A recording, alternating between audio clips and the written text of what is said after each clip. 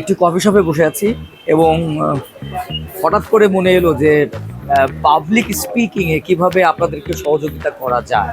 দেখুন, আমরা অনেকেই কিন্তু লেখাপড়া করেছি, অনেকেই আমরা আমরা মোস্ট অফ আস আমরা দেখেছি যে আমরা লেখাপড়ায় অনেক আগানো, কিন্তু কমিউনিকেশনে ইংলিশে কথা বলতে গেলে আমাদের কে যেন গলা চেপে ধরে, বলতে গেলে আসে না। আপনি সবই বুঝতে পারেন কিন্তু বলতে গেলে ইংলিশটা আপনার আসে না। এইটার সবচাইতে একটা গুরুত্বপূর্ণ কারণ হচ্ছে আসলে আপনি বলেন না, বলতে ভয় পান।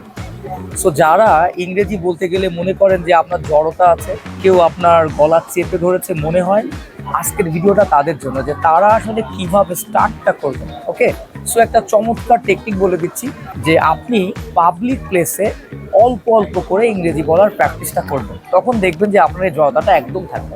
কেমন হতে পারে? ধরুন আমি এখানে বসে আছি কফি শপে, এখন আমার একটা মেনু লাগবে। এখন could you please give me the menu, আমি এই কথাটা বলতে পারছি না, জাস্ট মেনুটার সাথে প্লিজটাকে অ্যাড করেন গুড ম্যানারে কথা বলার জন্য, যে hello excuse me menu please. এটা বলার সাথে সাথে কিন্তু ওরা বুঝে যাবে যে আপনি মেনুটা চাচ্ছেন। তো আপনাকে মেনুটা দিয়ে গেল।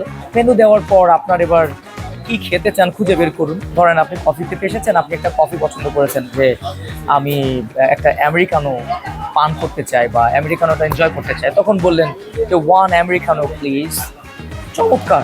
এরপর আপনাকে কফিটা সার্ভ করলো, আপনি আবার বলতে পারেন থ্যাংক ইউ ভেরি মাচ।